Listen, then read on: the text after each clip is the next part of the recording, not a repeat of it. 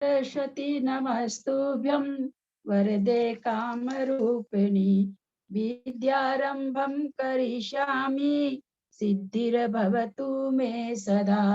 द्वादशांग जिनवानी माता की जय। तत्वार्थ सूत्र ग्रंथराज की जय।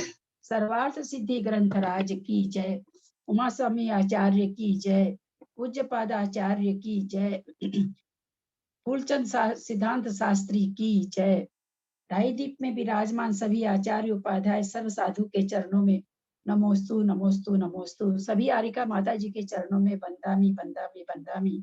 सभी छुलक लक के चरणों में इच्छामी इच्छामी इच्छामी। सभी प्रतिमाधारी के चरणों में वंदना वंदना वंदना। ग्रुप में विराजमान जो भी मुझसे बड़े भाई बहन हैं उन सबके चरणों में सादर चरण स्पर्श। बाकी सबको सादर जय जिनेत। हम लोग उमा स्वामी महाराज की तत्वार्थ सूत्र का स्वाध्याय कर रहे हैं। उस पर जो पूज्य पादाचार्य ने सर्वार्थ सिद्धि टीका लिखी है संस्कृत में और फूलचंद शास्त्री जी ने उसका हिंदी अनुवाद किया है, उसका स्वाध्याय कर रहे हैं। पहला अध्याय का 8वां सूत्र चल रहा है जो 8 प्ररूपणा है। उस 8 प्ररूपणा को आचार्य पूज्यपाद स्वामी ने धवला जी पुस्तक 4 से खोला है, उसका हम लोग स्वाध्याय कर रहे हैं। उसमें सत संख्या क्षेत्र स्पर्शन काल हो गया है, अंतर में गुण स्थान हो गया है, मार्गणा चल रही है, लेश्या मार्गणा। कल हम लोगों ने लेश्या मार्गणा में कृष्ण नील का पोत समझा था। अब आगे की लेश्या को समझेंगे।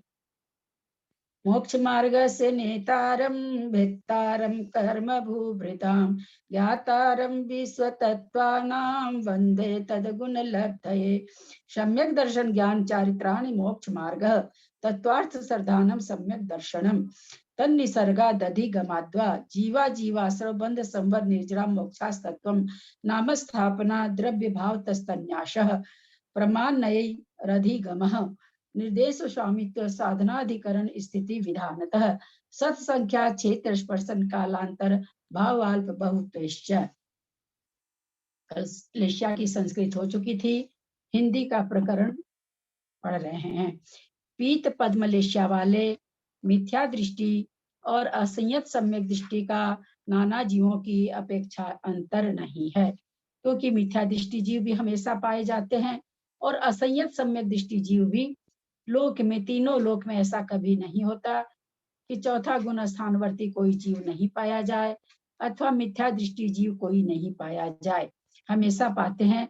उसमें भी पीत पद्म लेश्या के साथ भी हमेशा ही पाए जाते हैं, इसलिए इन जीवों का अंतर नहीं है। एक जीव की अपेक्षा जघन्य अंतर, अंतर्मूर्त, उत्कृष्ट अंतर दोनों लेश्याओं में क्रमशः साधिक साधिक 2 सागरोपम साधिक 18 सागरोपम है। एक जीव की अपेक्षा जघन्य अंतर समझ में आ रहा होगा। कोई पीतलेश्या में है, पद्मलेश्या में गया, जघन्य अंतर मूर्त रहा, वापस पीत में आ गया, उसका पीतलेश्या का जघन्य अंतर हो गया। अथवा पद्म में था, पीत में आया, जघन्य अंतर मूर्त रहा, वापस पद्म में आ गया, तो पद्म का जघन्य अंतर अंतर्मूर्त आ गया। अब जो ये कह रहे हैं उत्कृष्ट दोनों लेश्याओं में क्रमशः साधिक 2 सागर साधिक 18 सागर है। ये कौन बताएंगे, क्योंकि ये चीज अपनी सुबह हो चुकी है और सुनीता जी शायद लिख भी रही हैं, अथवा प्रीति भी उस दिन अच्छा इसका विश्लेषण करी थी, आई है तो, या कौन करेंगे, कृष्णा जी अथवा मंजू जयपुर बताएं, इसको घटा के बताएं कि साधिक क्या है।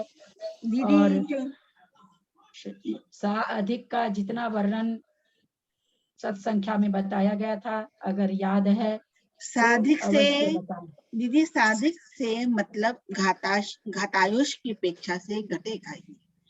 और ये जो 2 सागरोपम का है, ये स्वधर्म कल्प की आयु है, वहां पर जाकर ये घटेगा। वहां पर जैसे कोई किसी ने ऊपर की आयु बांध ली है, लेकिन अंतिम समय वो मिथ्यात्व को प्राप्त हो गया है, तो उसकी जो मिथ्या दृष्टि है, तो उसकी पंचोपम का असंख्यातवा भाग प्लस 2 सागर आयु हो जाएगी। और अगर सम्यक उसने संयम की विराधना की है और लेकिन उसका सम्यक दर्शन बना हुआ है, तो एक अंतर्मुहूर्त कम आधा सागर की आयु उसकी बढ़ जाएगी, तो वहां पर 2.5 सागर हो जाएगी। बहुत सुंदर, बहुत अच्छी, बहुत अच्छा आपने बताया। तो ये 2 सागर मतलब पहले स्वर्ग में कोई गया है तो सा अधिक से क्या है कि वो तो खैर है ही, घाता इसको वाला तो है ही है। और इसमें हम लोगों ने जाना था भाई, कोई भी जिस तरह से नरक में जाने वाले की लेशा हो जाती है, ये मनुष्य त्रियंज का दरवाजा खुला हुआ है, किसी भी लेशा से आके जन्म ले लेता है।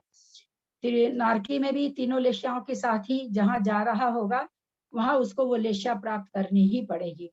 उसी तरह देवों में जो जाएगा उसको उस लेशा में आना ही पड़ेगा, पहले ही आना पड़ेगा, मरण के पहले ही। मरण के पहले पीत लेशा में आ गया, मरण हुआ, विग्रह गति से जाके जन्म लिया, तो ये अंतर्मुख करीब ज्यादा हो गया। और साधिक जो अभी आपने समझाया कि मिथ्या अगर सम्यक की भी विराधना कर देता है तो पल्ले का असंख्यातवां भाग बढ़ता है, और अगर सम्यक की विराधना नहीं करता है, संयम की केवल विराधना करता है, तो 2 सागर में अंतर्मुर्धकम इतनी आयु अधिक हो जाती है। एक तो ये कथन हुआ। दूसरा हुआ कि सम्यक के साथ अगर च्युत होता है देव, मरण को प्राप्त होता है, तो पीतलेशा वाला उस समय एक अंतर्मूर्त तक उसको पीतलेशा ही रहती है, तो वो अंतर्मूर्त भी बढ़ जाता है ना।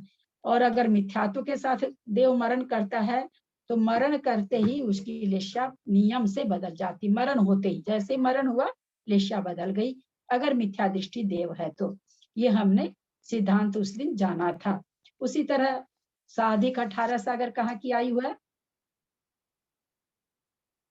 12वें स्वर्ग की। 12वें स्वर्ग तक का क्यों लिखा गया?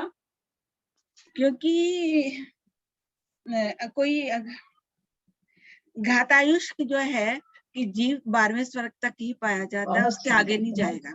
बहुत सुंदर उत्तर। घातायुष्क, हालांकि घातायुष्क हो सकता है ऊपर 9वें ग्रह तक, है ना, वहां भी मिथ्या दृष्टि है, सम्यक दृष्टि वहां वहां पर भी मुनि महाराज वगैरह के जाने का है, तो घातायुष्क वो भी हो सकते हैं। उसके ऊपर के देव का घातायुष्क नहीं घटे, घातायुष्क लेकिन जन्म कहाँ तक लेता है?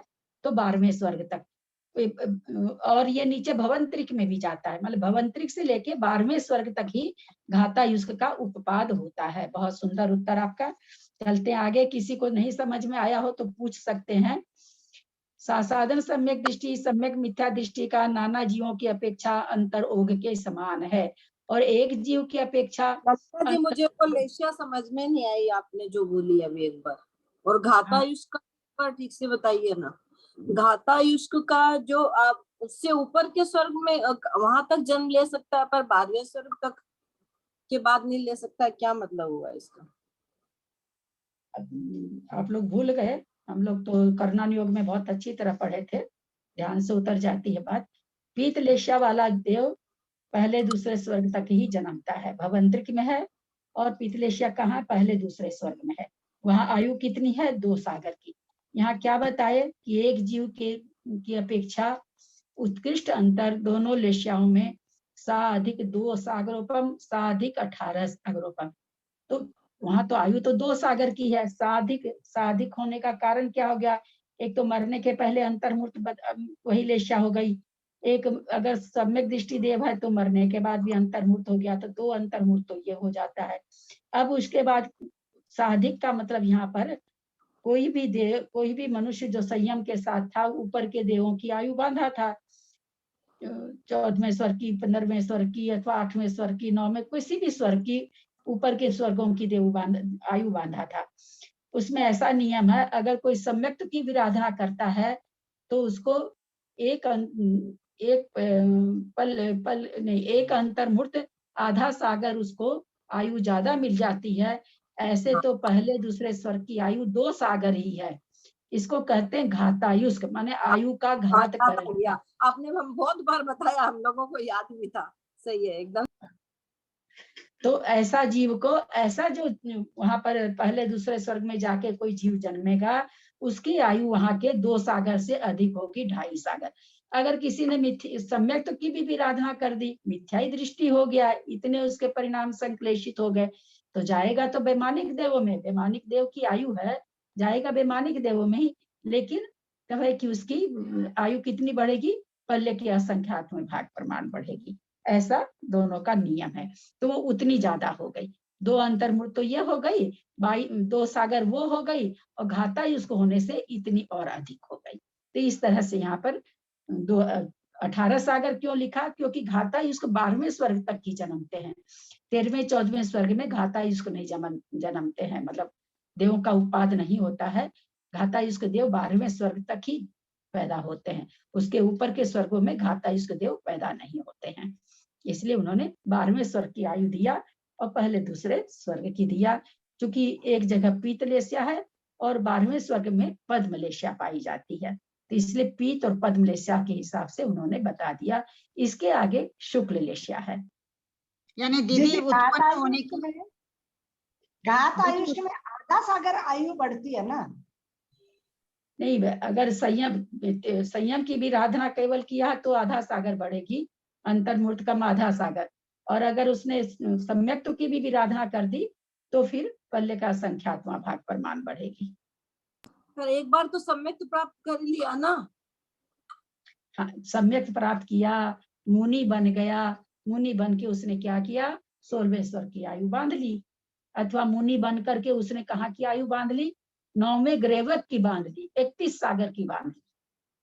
और फिर मुनि तो बना हुआ है, बाहर का बेस थोड़ी मुनि लोग का छूटता है, लेकिन संयम से भी च्युत हो गया, यद्वा तद्वा करने लगा, और अंदर से उसका सम्यक भी छूट गया, दोनों ही चीज छूट गई।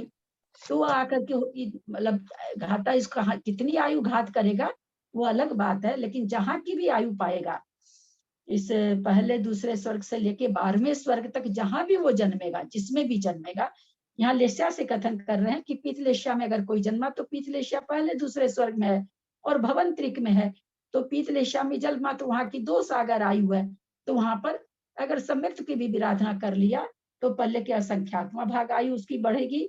और खाली संयम की भी आराधना किया है, सम्यक तो बना हुआ है, तो उसको आधा सागर आयु अधिक मिलेगी। उतनी आयु को घात करके इतनी सी आयु उसकी बढ़ जाएगी। ये जो घाता इसको होते हैं ये 12वें स्वर्ग तक जन्मते हैं। यानी दीदी जन्म के अपेक्षा से 12वें स्वर्ग तक ही जन्म लेंगे, बाकी घात अपने आयु का घात तो 9 ग्रेवेक में भी कर सकते, ऐसा अर्थ हुआ ना दीदी? हाँ, तो घात करके वो जन्मेंगे 12वें स्वर्ग तक ही, उसके ऊपर नहीं जन्मेंगे। हाँ, ऊपर नहीं जन्मेंगे, लेकिन घात कहीं भी कर सकते हैं वो। हाँ, घात कहीं भी, ऐसा कहीं भी लिखा हुआ आज तक पढ़ने में नहीं आया, क्योंकि इसलिए संयम का घात तो मुनि करेंगे, और मुनि कहाँ जाएंगे, 9वें ग्रेवेक तक जा सकते हैं, है ना। तो इससे निकल जाता है कि मिथ्या दृष्टि मुनि चले जाते हैं तो मिथ्यात्व में वहां चले गए, अथवा जो भी, तो वो घाता उसको करके नीचे आ गए। ऐसा ये होना, मतलब आना चाहिए ऐसा। संयम का घात और सम्यक्त्व का घात, ऐसे 2 प्रकार से घात हो सकता है ना दीदी? संयम का घात करे तो अलग और सम्यक्त्व का घात करे तो अलग, है ना? अलग, हाँ, दोनों की अलग आयु बढ़ेगी। हाँ हाँ हाँ। तो ये सारे सम्यक दृष्टि होंगे क्या ललिता जी? नहीं, सारे सम्यक दृष्टि होंगे ऐसा कोई नियम नहीं है, लेकिन जैसा कि है कि 12वें स्वर्ग से ऊपर श्रावक है, 16वें स्वर्ग तक जाता है, और 16वें स्वर्ग के ऊपर मुनि जाता है, मिथ्या दृष्टि भी जाता है, लेकिन सम्यक दृष्टि भी जाता है। मिथ्या दृष्टि तो घात कर ही सकता है, यहाँ सम्यक दृष्टि, मिथ्या दृष्टि तो मिथ्यात्व में घात कर करके आएगा, तो उसका कितना बढ़ेगा ऐसा कुछ पढ़ने को नहीं मिला कि अगर कोई मिथ्या दृष्टि, तो ऑलरेडी मिथ्या ही दृष्टि है, तो वो अगर मिथ्यात्व में है तो और कितना नीचे आ जाएगा, ऐसा कुछ होना नहीं चाहिए। क्योंकि मिथ्यात्व वो क्या, कोई मिथ्या दृष्टि है जिसने 10वें स्वर्ग की आयु बांध ली, वो क्या घात करेगा, वो तो ऑलरेडी मिथ्या दृष्टि है ही है, और वो किस लिए नीचे आएगा। तो ऐसा प्रतीत होता है कि जो संयमी है, जो सम्यक दृष्टि है, उन्हीं के घाता युष्क वाली आयु होती होगी, ऐसा इन सिद्धांतों को पढ़ के ऐसा लगता है। क्योंकि मिथ्या दृष्टि के लिए कुछ नहीं लिखा है कि मिथ्या दृष्टि आयु का घात करके नीचे आ जाएगा, ऐसा नहीं लिखा है। क्योंकि वो मिथ्या घात दृष्टि करेगा तो ही क्यों। वैसे ही नीचे वो तो जाएगा ना दीदी, मिथ्या दृष्टि हाँ तो वैसे ही नीचे जाएगा। हाँ मिथ्या दृष्टि जीव तो वैसे भी नीचे ही जाएगा, अच्छी इसमें तो नहीं जाएगा, वहां आयु इसमें घात नहीं, करने का संभव ही नहीं ना, है ना दीदी। मिथ्या नहीं दृष्टि क्यों जीव अगर कोई है नहीं, क्यों कर नहीं सकता है। जाएगा। ये परमहंस वगैरह जो है कहाँ तक जाते हैं, 12वें स्वर्ग तक तो शायद जाते ही जाते हैं, ऊपर भी और जाते हैं क्या, कि 8वें तक जाते हैं, नहीं, कहाँ 12वें तक तक जाते हैं। परमहंस नाम है हाँ परमति, द्वादश 12वें 12वें स्वर्ग तक, तक। हाँ 12वें तक जाते हैं। 24 तो 12वें आयु का घंटे। घात कैसे करेंगे, आयु का घात कैसे करेंगे। तो नहीं करेंगे ना, मिथ्या दृष्टि, वही तो हाँ किरण जी ने वही, हाँ किरण यानी भाभी ने जहाँ वही गए तो वहीं पूछा ना। जाएंगे, जहाँ जाना है हाँ तो वहीं जाएंगे। हाँ वही जाएंगे, वही कह रहे हाँ हैं कि जी, इससे यही सिद्ध हाँ होता है कि वो घात, आयु का घात नहीं करेंगे। क्योंकि हाँ जब इन्होंने संयम और मिथ्या सम्यक तो लगा दिया, तो इससे इससे अपने आप सिद्ध हो गया कि जो मिथ्या दृष्टि लोग आयु बांधते हैं, जिस भी स्वर्ग की चाह की भी, वो वहां पर जाते हैं जी।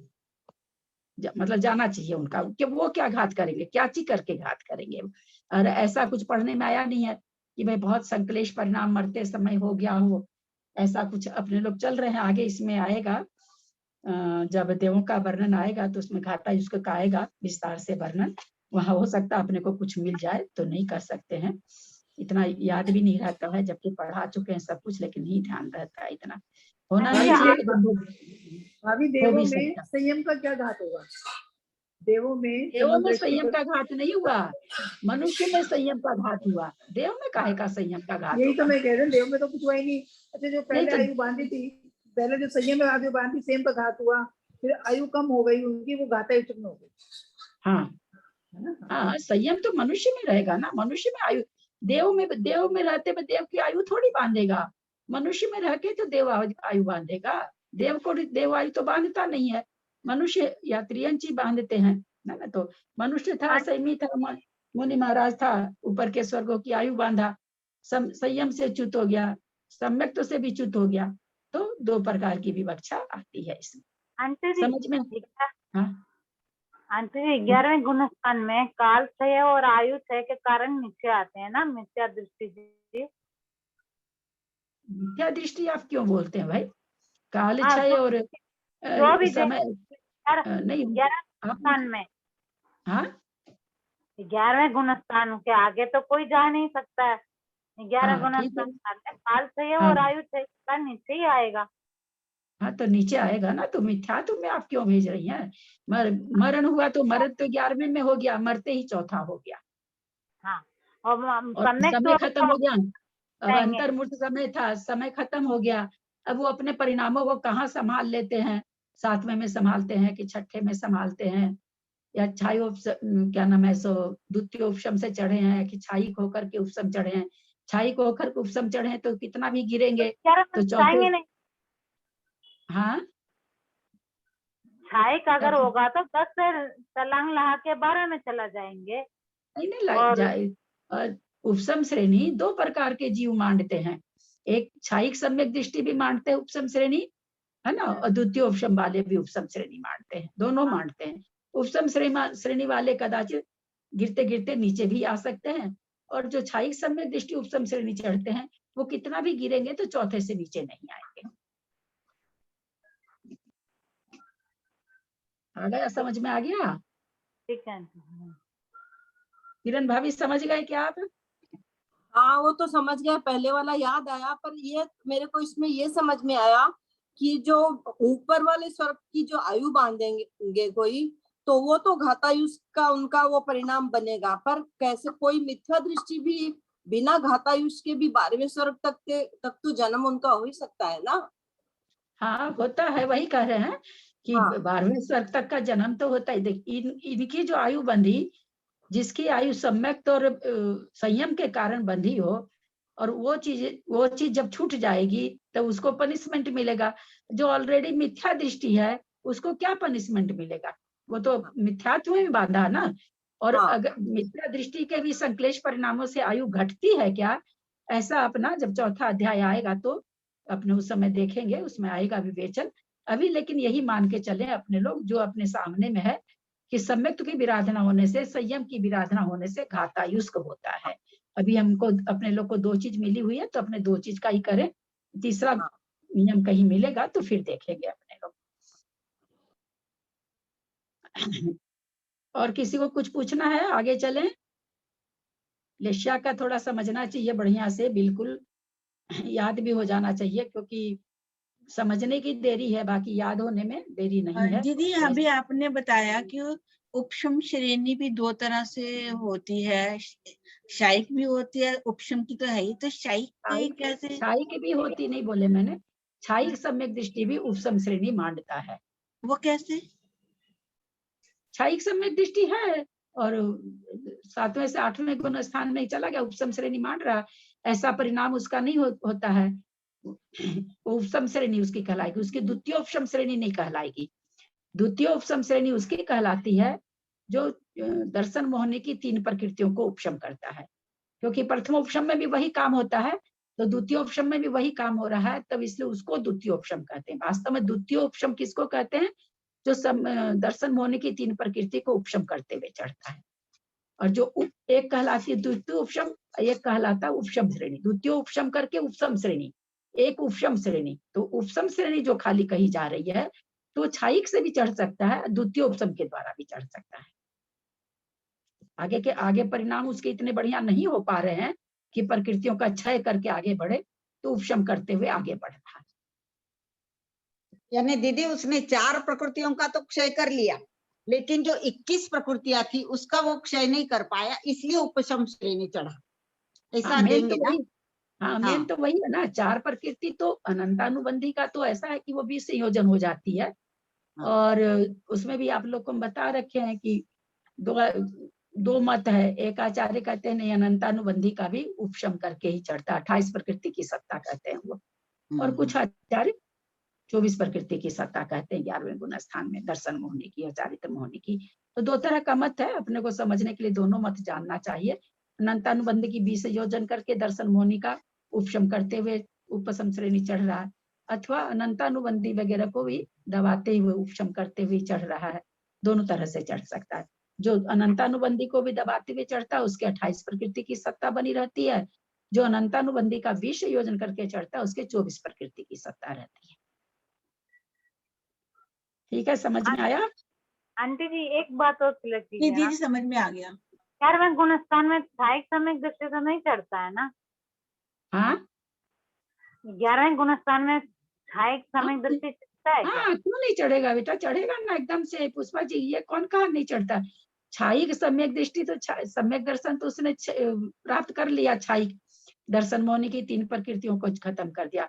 अब आगे उसको चारित्र मोहनी की प्रकृतियों को खत्म करना है, पर अभी उनके आत्मा में इतने परिणाम उज्जवल नहीं हुए कि वो चारित्र मोहनी की प्रकृतियों का क्षय कर सके, तो वो उपशम करने लग जाते। श्रेणी तो मान ली है, श्रेणी मानने लायक परिणाम हो गया उनको, लेकिन वो छपक श्रेणी नहीं मान सके, प्रकृतियों को सत्ता से जला नहीं सके, खत्म नहीं कर सके, सत्ता में दबा के चढ़ गए, है ना। इसलिए छायिक सम्यक दृष्टि में उपशम श्रेणी चढ़ता है। आंटी जी वो रास्ता कैसा होता है? जैसे मतलब वो श्रेणी मान के जाए, रास्ता कैसा होता है? अपने लोग उस रास्ते में जाके आएंगे तब बात करेंगे। कैसे बताएं, जिस रास्ते में अब इतना बड़ा विश्व है, आप हमको पूछेंगे इटली की सड़क कैसी है, कुवैत की सड़क कैसी है, तो मैं कहाँ से बता दूंगी, बताइए, गई नहीं तो। ललिता जी, जो प्रथमोपशम सम्यक दृष्टि, जिसने एक बार प्रथमोपशम प्राप्त कर लिया, तो फिर वो उसमें और इसके श्रेणी चढ़ने में क्या फर्क हुआ? फिर वो बीच में उसका फिर वापस सारा उसका क्षय हो गया, फिर दोबारा दर्शन प्राप्त किया द्वितीयोपशम, तब जाके दोनों उपशम मैंने समझाया भी था बहुत अच्छी तरह से, फिर समझा देती हूँ, फिर सुन लीजिए। प्रथमो उपशम सम्यक दर्शन तो मिथ्यात्व का 3 टुकड़ा करने के लिए किया जाता है, और द्वितीय उपशम उन 3 टुकड़ों को दबाने के लिए किया जाता है। अच्छा, नहीं बताया भी था आपने। तो वो मतलब कि ये एक तो इसका प्रोसेस, एक तो खाली बस उसने शुरुआत किया, और अगर सारा कल्याण तो द्वितीयोपशम से ही होता है। किसी को भी बैठे बैठे कब हो जाता है प्रथमोपशम पता नहीं चलता है ना। हाँ, वो हुआ प्रथमोपशम, अनादि मिथ्या दृष्टि अथवा सादी मिथ्या दृष्टि को होता है। जब श्रेणी चढ़ने के सम्मुख कोई होता है, इतने भाव अच्छे हो गए, कोई मुनि महाराज, अपने लोग को तो होगा ही नहीं, माता जी लोग को भी नहीं होगा, और अभी तो मुनि महाराज को भी नहीं होगा, चतुर्थ काल हो माने मुनि महाराज को, परिणाम अच्छे होते गए और वो क्षायिक नहीं बन पाए थे। तो उस समय वो जो उपशम करते हैं वापस, तो वो 3 प्रकृतियों का उपशम करते हैं। वहां तो 3 टुकड़ा हुआ, वहां उन 3 टुकड़ों का उपशम करते हैं, क्योंकि छायोपशम में सम्यक दर्शन के साथ श्रेणी नहीं चढ़ी जाती। श्रेणी 2 ही चीज से चढ़ी जाती है, या तो छायिक सम्यक दृष्टि चढ़ता है छायिक सम्यक दर्शन के साथ, या द्वितीयोपशम के साथ श्रेणी बढ़ती है। छायोपशम में सम्यक दृष्टि श्रेणी नहीं चढ़ सकता है। हाँ। छायिक सम्यक दर्शन जब भी होता है छायोपशमिक का ही होता है। प्रथमोपशम से कभी भी छायिक सम्यक दर्शन नहीं होता है। प्रथमोपशम के बाद 3 टुकड़ा होगा, उसके बाद ही छायिक सम्यक दर्शन होगा। ठीक है, समझ में थोड़ा थोड़ा आता जाएगा। बहुत कठिन तो पहले से घोट घोट के बहुत पिलाया हुआ ललिता जी, वो होता है भूत दिमाग से निकल जाती है बातें, अभी हम भी बहुत समझ आ जाती है ये बात। अभी भी है ना, कई चीज दिमाग में घूमती रहती है। आज ही जैसे एक चीज दिमाग में घूम गई और उसका उत्तर तो हमने निकाला, लेकिन अपने पर कॉन्फिडेंस नहीं आ पाता है। जैसे कि भाई जो ये बात आती है अवधि ज्ञान की, जो बात आती है कि विभंगावधि ज्ञान विग्रह गति में नहीं रहता। मैं आप लोगों को, चलिए बात आगे, तो आप लोग को चिंतन दे रही हूँ, आप लोग कल बताइएगा मुझे आंसर। अगर सम्यक दृष्टि देव और नारकी है, कोई भी, दोनों हो सकते हैं, तो उनके विग्रह गति में अवधि ज्ञान रहेगा क्या? अवधि ज्ञान मतलब सम्यक, अवधि ज्ञान का मतलब ही सम्यक ज्ञान समझिए। विभंगा अवधि की बात नहीं कर रहे हैं, वो तो पता है अपने को कि अपर्याप्त अवस्था में विग्रह गति में नहीं होता है। ये प्रश्न है, आज दिन में ये चिंतन चल गया कि जो देव हैं अथवा जो नारकी हैं और सम्यक दृष्टि हैं, सम्यक के साथ मरण करके मनुष्य बन रहे हैं, तो उनको विग्रह गति में अवधि ज्ञान रहना चाहिए कि नहीं? थोड़ा आप लोग भी चिंतन करिएगा, मैं भी चिंतन करी हूँ। आंसर तो निकाल। इसमें एक क्वेश्चन, अवधि ज्ञान जो 6 प्रकार की होती है ना, गुण प्रत्यावधि ज्ञान, उसमें एक अवधि ज्ञान है तो भाव बहुत तक रहता है। अरे भैया आप सुनो तो सही, मैंने किसके बारे में बोला? वो किसके होता है? मनुष्यों के होता है, त्रियंचों के होता है। मैं क्या कह रही हूँ, देव और नारकी की बात पूछ रहे हैं। ठीक है, ठीक, कि देव और नारकी मरण करके मनुष्य में आ रहा है। मैं तो इतना साफ बोली ना कि देव और नारकी मर करके मनुष्य में आ रहा है। अगर वह सम्यक दृष्टि है, अवधि ज्ञान तो उनको है ही है, तो उनका अवधि ज्ञान अपर्याप्त अवस्था में विग्रह गति में रहेगा कि नहीं रहेगा, ये हम आप लोगों को चिंतन दे रहे हैं। तर्कना लगाइएगा कि क्या क्या तर्कना हो सकती है और कल बताइएगा। और चलते हैं। और एक जीव की अपेक्षा जघन्य अंतर दोनों गुण स्थानों में क्रमशः पल्योपम का संख्यात्मक भाग और अंतर मुहूर्त है। उत्कृष्ट अंतर दोनों लेश्याओं में क्रमशः साधिक 2 सागर सागरोपम, साधिक 18 सागरोपम है। एक जीव की अपेक्षा क्या कर रहे हैं? दोनों गुण स्थान में पल्योपम का असंख्यात्मक भाग, जो कि उनका है ही है, शांतर मार्गना है इसलिए। और अंतर्मूर्त है, एक साधन का तो पल्ले का संख्यात्मक भाग है क्योंकि उसका यही समय है। और तीसरे गुण स्थान का अंतर्मूर्त है, जघन्य से भी उत्कृष्ट से भी हम लोग जान गए हैं, और ये शांतर मार्गनाएं हैं, तो इसलिए इनका अंतर पड़ जाता है। उत्कृष्ट अंतर कह रहे हैं दोनों लेश्याओं में साधिक 2 सागरोपम, साधिक 18 सागरोपम है। कैसे निकलेगा?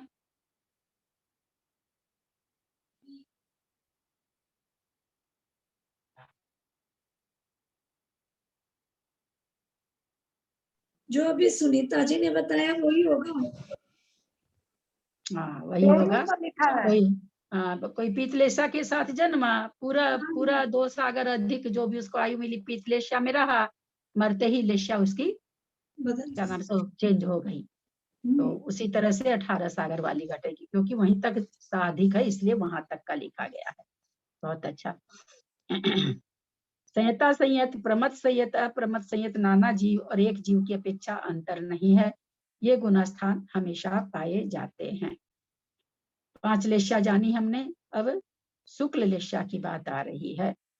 शुक्ल लेश्या वालों में मिथ्या दृष्टि, असंयत सम्यक दृष्टि का नाना जीवों की अपेक्षा अंतर नहीं है। मिथ्या दृष्टि और असंयत सम्यक दृष्टि शुक्ल लेशा में हमेशा पाए जाते हैं। मिथ्या दृष्टि भी शुक्ल लेशा में हमेशा पाए जाते हैं। एक जीव की अपेक्षा जघन्य अंतर अंतर्मूर्त है। उत्कृष्ट अंतर कुछ कम 31 सागरोपम है। कौन सी लेशा है? शुक्ल लेशा है। 12वें स्वर्ग के ऊपर शुक्ल लेशा है। 31 सागर 9वें ग्रेवक की आयु है। वहां कोई मिथ्या दृष्टि देव जन्मा, शुक्ल लेशा के साथ में जन्मा और वो असंयत सम्यक दृष्टि बन गया और लास्ट में मरण के समय में असंयतपना छूट गया। तो मिथ्या दृष्टि का अंतर कितना हो गया? 31 सागर प्रमाण। उसी तरह कोई जाते ही देव वहां पर असंयत हो गया और क्या नाम असंयत पन्ने के साथ अंतर्मूर्त रहा, फिर असंयतपना छूट गया, फिर मरण के अंत में वापस असंयत हुआ। असंयतपना छूट भी सकता है, उसके साथ मरण भी कर सकता है, ऐसा नहीं है कि नहीं निकल सकता है।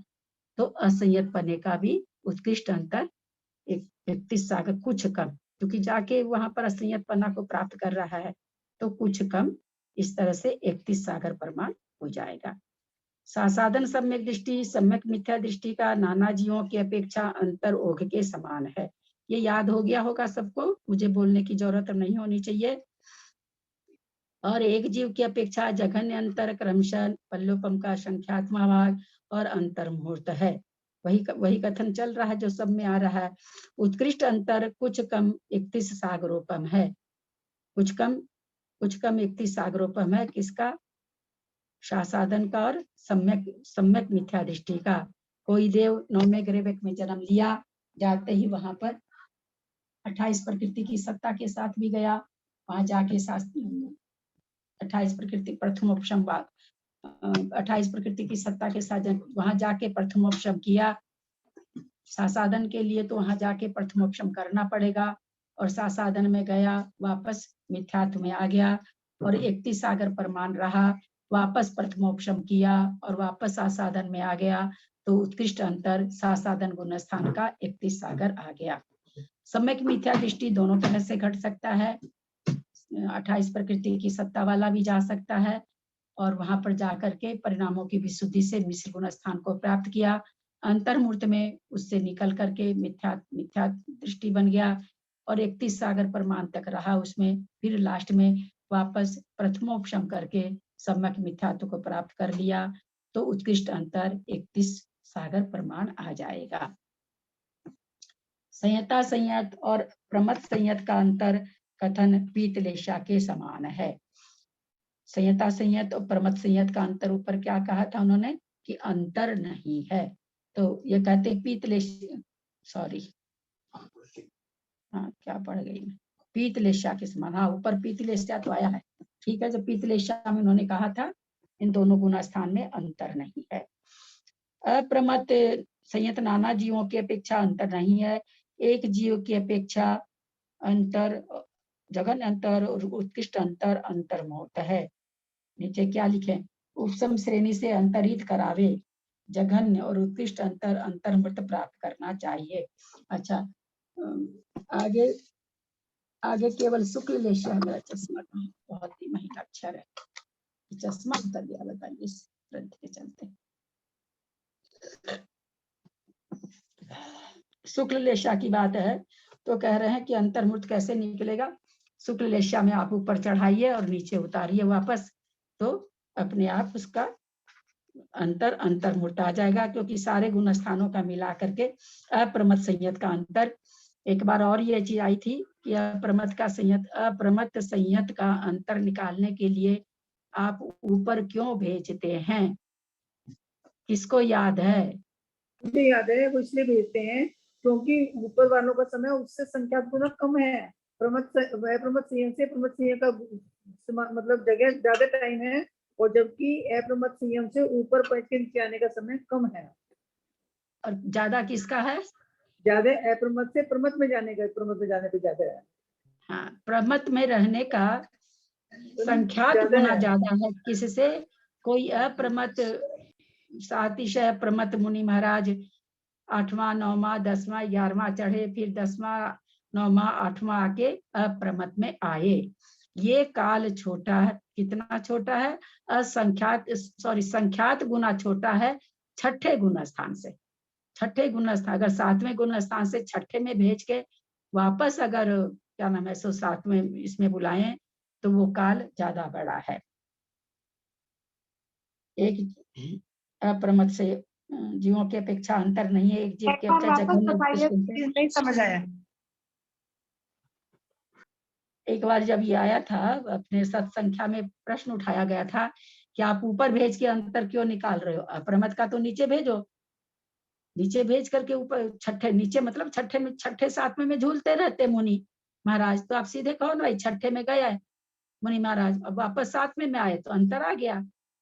तो वहां पर उनका उत्तर था, क्योंकि ये निकालना था अप्रमत का काल निकालना था, तो बोले कि प्रमथ संयत गुना स्थान से 8वें में 9वें में 10वें में 11वें में गया, फिर 10वें में आया, 9वें में आया, 8वें में आया, ये 7 गुण स्थान पार करके अप्रमत में आया, तो अप्रमत का अंतर बता रहे हैं। तो वही वो कहना चाह रहे हैं कि भाई ये 7 गुण स्थान को पार करने में जितना समय लगता है उससे संख्यात गुना समय छठे गुण स्थान का है। इसलिए कह रहे हैं, नीचे दिए ना, उपसम श्रेणी से अंतरित करा के, अंतरित माने अंतर कराते हुए, ऊपर ले जाके फिर नीचे, अंतरित मतलब पहले ऊपर ले जाइए फिर नीचे ले आइए। जघन्य उत्कृष्ट अंतर छठे में रहने का समय है क्या ज्यादा? हाँ, छठे में रहने का समय ज्यादा है। ठीक। अप्रमत संयत से तीसरा किसका है? एक जीव की अपेक्षा अंतर्मुहूर्त, अप्रमत संयत से अंतरित करा के अंतर 1 मिनट 1 मिनट 1 मिनट, यहाँ दूसरी चीज लिखी हुई है, ठहर जाइए पढ़ते हैं ठीक से इसको फिर से। संयता संयत प्रमत संयत का अंतर कथन पितलेशा के समान है। अप्रमत संयत नाना जीवों की अपेक्षा अंतर नहीं है, एक जीव की अपेक्षा जघन्य उत्कृष्ट अंतर अंतर्मुहूर्त है, यहाँ अंतर्मुहूर्त है। तो इसके लिए कहे कि उपसम श्रेणी से अंतरित करा करके निकाल दिया, ठीक है। फिर कह रहे हैं 3 जो हमने अभी बताया कि ऊपर की श्रेणी से जाकर के नीचे तक आए, वापस सप्तम में आए तो उत्कृष्ट अंतर आ गया। तीनों उपशमकों का नाना जीवों की अपेक्षा अंतर ओघ के समान है, एक जीव की अपेक्षा जघन्य और उत्कृष्ट अंतर अंतर्मुहूर्त है। तीसरा, प्रमथ संयत अप्रमथ संयत से अंतरित करा के यह अंतर प्राप्त करना चाहिए, एक जीव की अपेक्षा जघन्य और उत्कृष्ट अंतर अंतर्मुहूर्त है। ऊपर उन्होंने क्या कहा? नाना जीवों, एक जीव की अपेक्षा उत्कृष्ट अंतर अंतर्मुहूर्त है। नीचे इन्होंने कहा नाना जीव अंतर के समान एक जीव के जघन्य और उत्कृष्ट अंतर अंतर्मुहूर्त है। ललिता भाभी, इसके हिसाब से तो यही बताया जा रहा है कि छठे से 7वें, 7वें से छठे का अंतर मुहूर्त का टाइम के अंतर मुहूर्त का में है कि 7वां, और आगे का तो इसमें नहीं आ रहा है ना कि आगे का जाके फिर वो अंतर दिखा रहा है, जैसे फुट नोट में लिखा हिसाब से तो खाली छठे 7वें का बता रहा है। मतलब ऊपर जो आया है अप्रमथ संयत, सॉरी, हाँ, एक जीव की अपेक्षा जघन्य और उत्कृष्ट अंतर अंतर्मुहूर्त है, वो तो ये उपसम श्रेणी से अंतरित करा रहे हैं, उससे बता रहे हैं। व्याख्या क्या चीज की चल रही है? संयता संयत अप्रमथ संयत प्रमथ से का अंतर एक जीव के अपेक्षा जघन्य उत्कृष्ट अंतर, 3 उपशमकों का नाना जीवों की अपेक्षा ओघ के समान है, एक जीव की अपेक्षा जघन्य और उत्कृष्ट अंतर अंतर्मुहूर्त है। अप्रमत 2 तरह का कथन बना रहे हैं, इसमें 2 विवक्षा है। तब अप्रमत संयत का नाना जीवों की अपेक्षा, एक जीव की अपेक्षा, एक जीव की अपेक्षा उत्कृष्ट अंतर अंतर्मुहूर्त, और यहाँ ये कह रहे हैं उपसम श्रेणी से अंतरित कराइए, यानी उपसम श्रेणी पर ले जाइए। और तीनों उपशमकों का नाना जीव की अपेक्षा अंतर हो के एक जीव की अपेक्षा जघन्य और उत्कृष्ट अंतर अंतर्मुहूर्त है।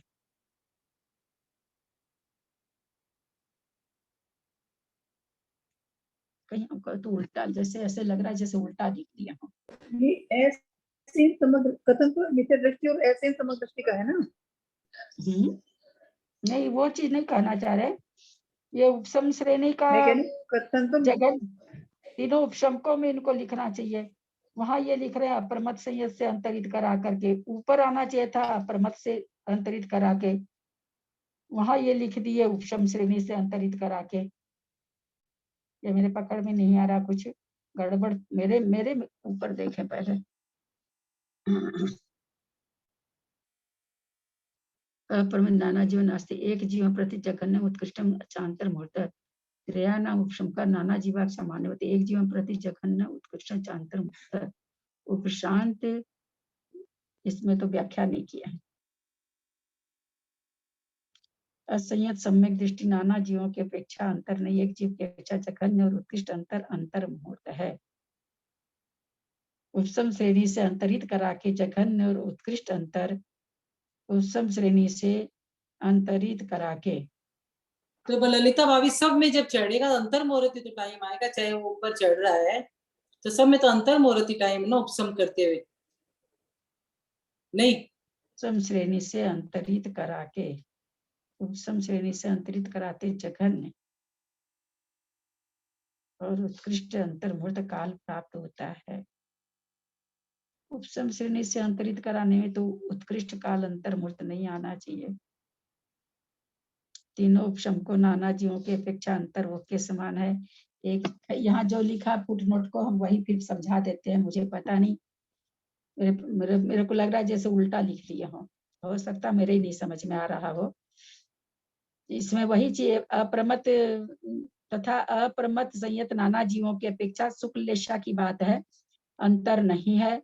एक जीव की अपेक्षा जघन्य और उत्कृष्ट अंतर अंतर मुहूर्त है, जिसके लिए ये कह रहे हैं कि ऊपर ले जा करके नीचे लाने से दोनों ही अंतर अंतर मुहूर्त है, जघन्य भी उत्कृष्ट भी।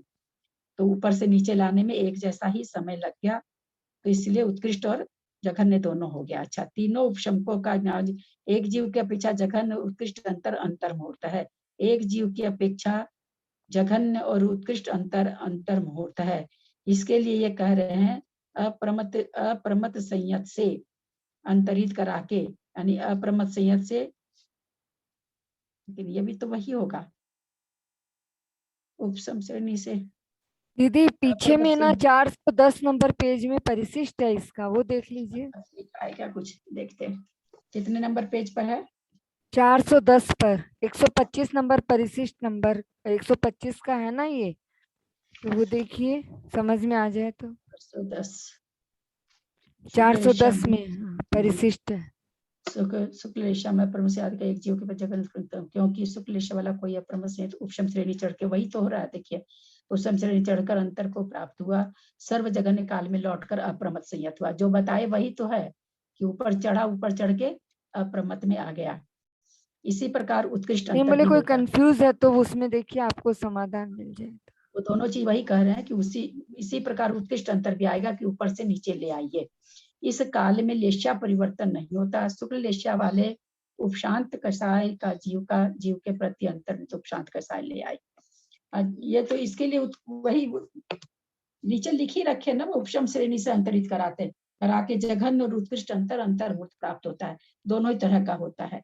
और नीचे वाला जो लिखे कि एक जीव की अपेक्षा जघन्य और उत्कृष्ट अंतर अंतर मुहूर्त है, कहाँ चले गए उपशमकों का, तो यहाँ उपशमकों का भी ये अप्रमत उपसम श्रेणी से अंतरित करा के उपसम श्रेणी चढ़ा के फिर नीचे ले आइए, तो ये कह रहे हैं कि उसमें ये समय आ जाएगा।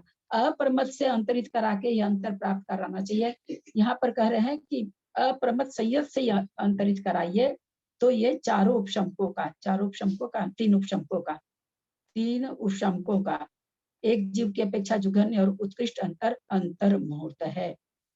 तो अप्रमत संयत में तो उपशमक घटेगा नहीं।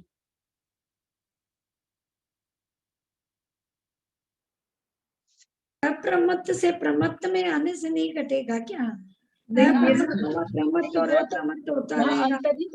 अंतरित करा रहे हैं ना मंजू जी, वो तो सातवें से समझ में आया कि सातवें से, अब अंतरित ये आठवें में करा रहे हैं कि सातवें में करा रहे हैं, ये छठे में करा रहे हैं, ये नहीं पकड़ में आ रहा।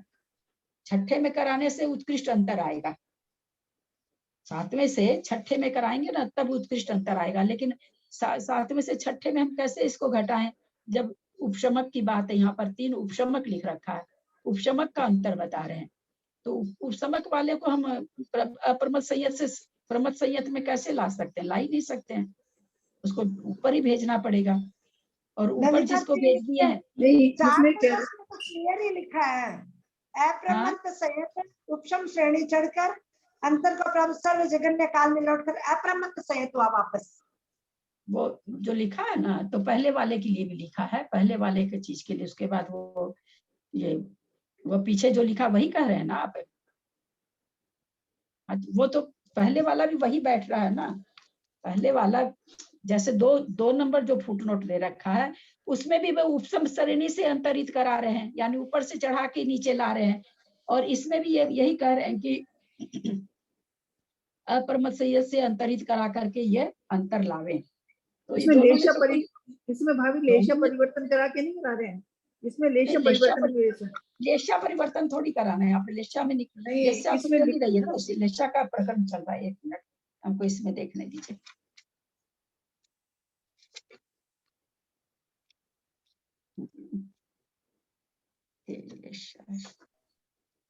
आंटी जजी ने आंटी अपनी परिवर्तना वाली किताब में देखे ना, पेज नंबर 237 में शायद कुछ मिले, देख ही रहे हैं। हाँ तो आंटी इसमें ये वाली बात नहीं आएगी क्या आंटी कि है ना, यहाँ पे जो उपसम श्रेणी चढ़ते उतरते हुए अंतर करना चाहिए, वो वाली लाइन जो 125/9 में जो, अरे वो तो समझाए ही ना। हाँ वही होना चाहिए ना, हाँ वही होना चाहिए, वो समझ में। आप नहीं समझ रहे हो मेरी बात जो हम कहना चाह रहे हैं। पहले अगर पहले वाले में ये बात देते तो जम जाती, दूसरी वाली बात में वो उपशमक लिख दिए, उपशमक वाले को हम नीचे छठे में नहीं भेज सकते ना। हाँ वो तो लाइन से जाएगा, हाँ ऊपर ही लाइन से जाएगा मतलब नहीं है, छठे में नहीं आएगा वो। हाँ क्या लिख रखे हैं, तीनों उपशमक, उपशमक की बात आ रही है। हाँ हाँ हाँ अच्छा 1 मिनट 3 उपशमक 8 9 10 11 9 10 11, हाँ ये 9 10 11 3 उपशमक की बात कर रहे हैं। तब तीनों उपशमक है 8 9 सॉरी 9 10 11 9 10 11, तो 9 10 11 को उसका तब कह रहे हैं उत्कृष्ट अंतर कैसे आएगा। तो ये ऐसे बोल रहे हैं कि भाई 3 उपशमकों का उत्कृष्ट अंतर कह रहे हैं कि सातवां से आप ऊपर भेजिए, जैसे 8वें में गया 8 9 10 नहीं 9 8 से 9 में गया, हाँ 9 10 11 रहा के फिर 8वें में आया है ना, उसी तरह से फिर कहते हैं 7वें में आया तो फिर ये उत्कृष्ट अंतर आएगा। तो बात तो वही निकली, ऊपर वाली निकली बात, मेरे को तो ऊपर वाली जैसी लग रही है, इसमें कुछ है क्या। जगह शुक्ल लेशा वाला उत्तम श्रेणी पर चढ़कर अंतर को प्राप्त से इस प्रकार वही चीज तो है, विशेष यह है। देखिए दोनों ये इसमें वही चीज लिखी है जो अपने लोग अभी पढ़े समझे हैं। जघन्य अंतर, शुक्ल लेशा वाला कोई अप्रमत संयत जीव उपशम श्रेणी पर चढ़कर अंतर को प्राप्त हो, है ना, उपशम श्रेणी ऊपर चढ़ा नीचे आया, सर्व जघन्य काल में लौट के आ गया, है ना, तो अंतर सर्व जघन्य अंतर्भूत हो गया। उत्कृष्ट अंतर के लिए लिखा है सर्वदिग कालात्मक अंतर्मूर्त द्वारा उपशम श्रेणी से उतरे, मतलब जघन्य में तो कह रहे हैं फटाफट गया और उतर गया तो जघन्य अंतर्भूत हो गया। उत्कृष्ट में कह रहे हैं कि दीर्घ काल तक सब में रहते हुए आया है, वो भी अंतर्मुक्त, लेकिन वो अंतर्मुक्त थोड़ा बड़ा होकर के तब कह रहे हैं उपशम श्रेणी से उतरे हुए जीव का उत्कृष्ट अंतर करना चाहिए। वही चीज है जो अपने लोग समझे। और आगे क्या कहते हैं, त्रय उपशम का नाम के क्या कह रहे हैं, शुक्ल लेशा वाले तीनों उपशम को नाना जीवों की अपेक्षा अंतर होते समय जगन से एकत्र, यहाँ तो उत्कृष्ट वर्ष पृथकत्व दे दिया है नाना जीवों की अपेक्षा। यह कुछ कुछ चीजें में ना धवला जी में और पूज्यपाद आचार्य में थोड़ा सा आया है, इसमें विवक्षा में लिखी हुई है कि दोनों का मत भिन्न पाया जाता है। एक जीव प्रकृति जघन्यम उत्कृष्टम चांतर्मूर्त, इसको देखते हैं। इन्हीं उपशमकों का एक जीव की अपेक्षा जघन्य और उत्कृष्ट अंतर्मूर्त है। इनकी प्ररूपणा में सर्व लघु काल श्रेणी से चढ़कर उतरे हुए जीव का जघन्य अंतर आता, वही चीज है, एकदम वही चीज है। दोनों में ही उपसम श्रेणी चढ़ा के अंतर निकल रहा है, और दोनों में जघन्य और उत्कृष्ट, उस एक में है कि सर्व जघन्य काल से चढ़ के उतर रहा है, एक में थोड़ा दीर्घ काल लगाते हुए उतर रहा है। क्योंकि फुटनोट पढ़ के यही समझ में आ रहा कि दोनों को ऊपर चढ़ा रहे हैं। नीचे उपशमक लिख दिए, उनको 7वें गुण स्थान से 6ठे में ला नहीं सकते हैं, इसलिए हम कह रहे थे दोनों एकदम एक लग रहा है, दोनों एक है, सब संख्या में देख लिया, दोनों का एक ही चीज है। खाली जघन्य और उत्कृष्ट निकला है, बस अंतर मूर्त लघु और वो दीर्घ, लघु और दीर्घ निकलेगा बस। बस इतना ही निकला और कुछ नहीं। हाँ, इसमें सत संख्या में यही दे रखा कि कोई बहुत जल्दी जल्दी गया, बहुत जल्दी जल्दी लौट के आ गया, तो उसका जघन्य समझ लीजिए, और कोई धीरे धीरे गया और धीरे धीरे लौट के आया तो उसका उत्कृष्ट समझ लीजिए।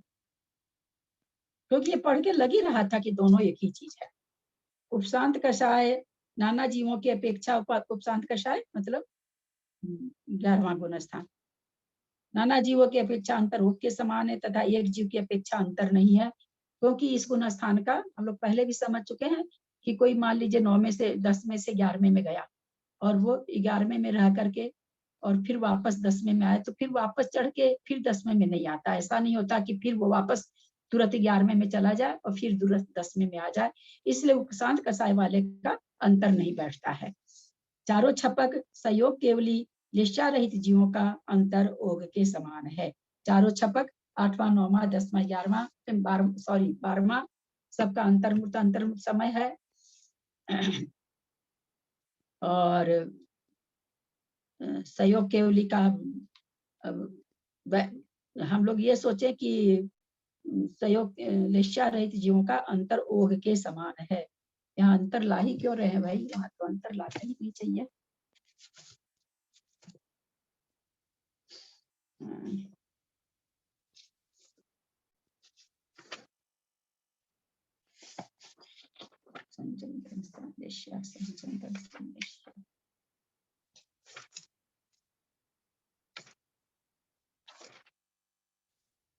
तो लेशिया रहित में 6 महीने वाला समय नहीं निकलेगा क्या? हाँ हाँ, यहाँ लेशिया परिवर्तन भी नहीं होगा कि उससे ये निकाल रहे हैं। आया क्यों यहाँ पर परिवर्तन, आया क्यों, अंतर आया क्यों? अंतर आना ही नहीं चाहिए ना, क्योंकि यही सब जगह लिखा हुआ आया कि छपक में अंतर नहीं है, क्योंकि वो नीचे तो उतरते नहीं है। अंतर तो तब निकालेगा ना जब दूसरे गुण स्थान को प्राप्त हो। 1 मिनट, क्या चीज देख रहे हैं अपने लोग? चारों छपक का सहयोग केवली।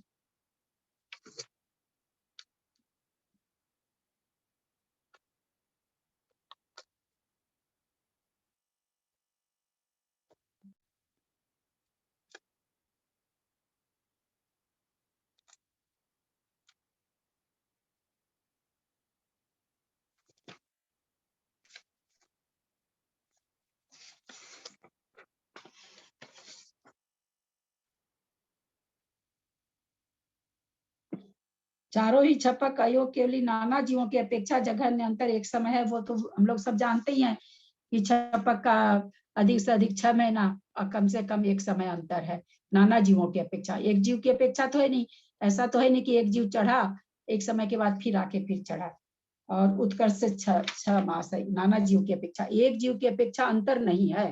वही तो कहे यहाँ पर, बस वो के समान लिखने का मतलब वही हो गया उनका कहने का मतलब कि अंतर नहीं है। इससे ऐसा सीधे लिख देना चाहिए था अंतर नहीं है। चारों छपक सहयोग केवली और लेशिया रहित जीवों में अंतर आएगा ही नहीं, इसलिए इन्होंने ओग के समान लिख दिया है।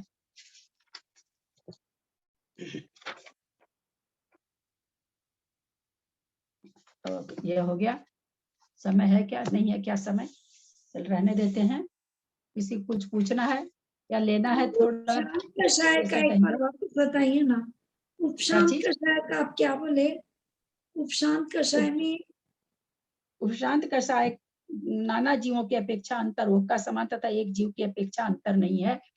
नाना जीवों की अपेक्षा तो वो उपशांत कषाय का ये है ना, वर्ष पृथकत्व शायद इसका है ना, अंतर काल कुछ इतने दिनों तक उपशम श्रेणी नहीं चढ़ता कोई जीव। वर्ष पृथकत्व या वर्ष पृथकत्व तक कोई जीव उपशम श्रेणी नहीं चढ़ सकता है, तो इसलिए वो अंतर हो गया। और एक जीव की अपेक्षा देखें तो कहते हैं कि 11वें गुण स्थान का अंतर आप कब, किसी भी गुण स्थान का अंतर कब निकालते हैं कि उस गुण स्थान से आप दूसरे गुण स्थान में पहुंचाए और वापस उसी गुण स्थान में ले लिए, तभी तो अंतर बैठेगा ना। जैसे तीसरे का चौथे गुण स्थान का निकालना। चौथे से पांचवें में आया, पांचवें से फिर चौथे में आया, तो जितनी देर पांचवें में रहा उतनी देर अंतर हुआ, है ना, यही तो बात होगी ना। एक कलम हमारे हाथ में थी, आधी घंटा नहीं मिली, आधी घंटा के बाद हमारे हाथ में आ गई, तो आधी घंटा अंतर हुआ ना उसका। तो 11वें गुण स्थान में तो ऐसा होता नहीं कि भाई जैसे मान लीजिए 10वें से 11वें में गया और 11वें से 10वें में आकर के फिर अंतर मुठ के बाद 11वें में आ जाता, तब तो 11वें का घट जाता, या 11वें से 12वें में जाता, 12वें से फिर 11वें में आता तो घट जाता। तो वो तो होता नहीं है। जो 11वें गुण स्थान से 10वें में आता है फिर अंतर्मूर्त में तो चढ़ नहीं जाता है कि अंतर्मूर्त क्या उसी समय समझिए चढ़ नहीं जाता, वापस 11वें में आ जाता है। जब उतरने लगता है तो उतरता ही है, चढ़ता है तो चढ़ता ही है। इसलिए कह रहे हैं कि एक जीव की अपेक्षा यहाँ पर अंतर नहीं है, और नाना जीवों की अपेक्षा इसका वर्ष पृथकत्व है ना, उपशांत का शायद उपशांत कषाय का वर्ष पृथकत्व होना चाहिए, और याद भी नहीं, चलिए वो भी देख ही लेते हैं। आंटी जी 11वां गुणस्थान से 12वां गुणस्थान तो नहीं जाता है ना? हाँ तभी तो अंतर नहीं बैठ रहा है ना। 12वें में जाता पुष्पा जी तब तो अंतर हो जाता है, 11वें से आप 12वें में भेजते, अंतर वहां पर रहता थोड़ा समय, फिर आ जाता है 11वें में तो अंतर आ जाता, तभी ना अंतर नहीं आ रहा है। ऐसा कितना पेज था, पेज ही बार बार मिला देते हैं।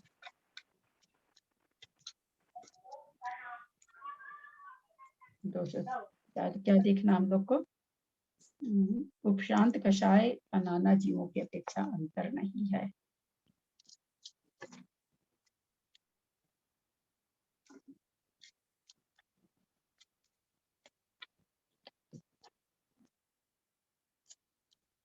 शुक्ल लेशा वाले उपशांत कषाय जीव का नाना जीवों की अपेक्षा अंतर ओघ के समान है।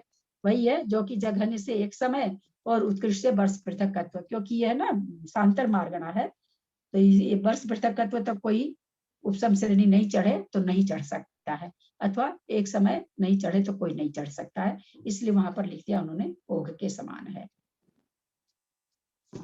लेकिन एक जीव की अपेक्षा अंतर नहीं बैठेगा, 11वें में वापस लौटा के नहीं लाया जा सकता है, इसलिए अंतर नहीं बैठेगा। समझे कि नहीं मंजू दी? नहीं आ गया, एकदम अच्छे से समझ में आ गया। बताते हैं तब तो आता है, फिर भूल जाते हैं, वो दूसरी बात है, पर आ गया तभी भूलते, मैं नहीं भूल रही का सब भूल गया। हम तो ना सुबह वाली क्लास नहीं सुन रहे तो इसलिए कम ही समझ में आता है मेरे को। हाँ सुबह वाली क्लास किए नहीं हम सुन के भी नहीं समझ पा रहे हैं। सुबह वाली क्लास हम करते ही नहीं, खाली शाम की करते हैं। अब सुबह की नहीं करते हैं? नहीं कर पाते हैं, वह मंदिर से हम भी नहीं कर रहे दीदी, लेट हो इसीलिए थोड़ा कम समझ में आता है हम लोग को। जो सुबह कौन बोल रहे हैं, सरला जी? नहीं संध्या बोल रही गुवाहाटी से। नहीं, सुबह का क्लास करना कंपलसरी है क्या? तभी ज्यादा समझ में सुबह की आएगा। क्लास कर रखे ना, उनको ये थोड़ा जल्दी समझ में आएगा, क्योंकि सुबह अभी तो बंद है ना सुबह की। हाँ अभी तो बंद है, अभी तो बंद है सुबह की नहीं, हम लोग सुबह नहीं कर पा रहे जी, आंटी सुबह नहीं कर पा रहे हम लोग। हाँ तो सुबह की अभी तो खैर बंद है, लेकिन सुबह की बंद क्लास में है ना अभी तो सुबह की। चल रहा है। अभी तो बंद है, लेकिन पहले से ही नहीं हुई ना, हमारी तो हुई नहीं पहले। थोड़ा थोड़ा सुनने से आने लगता है, जितना इसको जैसे जैसे आगे बढ़ते जा रहे हैं ना तो वैसे वैसे समझ में आता जा रहा है। शुरू शुरू में तो एकदम ही नहीं समझ में आता, लेकिन धीरे धीरे धीरे धीरे टू मच हो गई प्ररूपणा। अब हाँ, तो ऐसे जोर में सुन लीजिए ना क्लास को। कितना लंबा खींच गया। क्या हो गया? तो कितनी ये आसपास तो गजब के हैं। अच्छा कल धूप दशमी है तो शाम का क्लास हम लोगों के यहाँ तो शाम को ही होती है धूप। बोलिए जैसा आप लोग कहेंगे, कल से बंदी कर देते हैं सीधे। अब क्या 19 तारीख को चतुर्दशी है ना, 19 के बाद वो तो संडे है, चतुर्दशी की तो कोई दिक्कत नहीं है, संडे की है।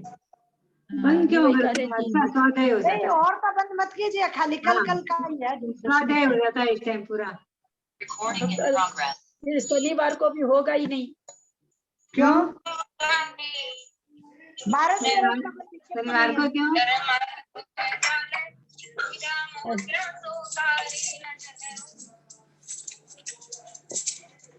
देख लीजिएगा, जैसे उचित समझे आप मैसेज कर दीजिए।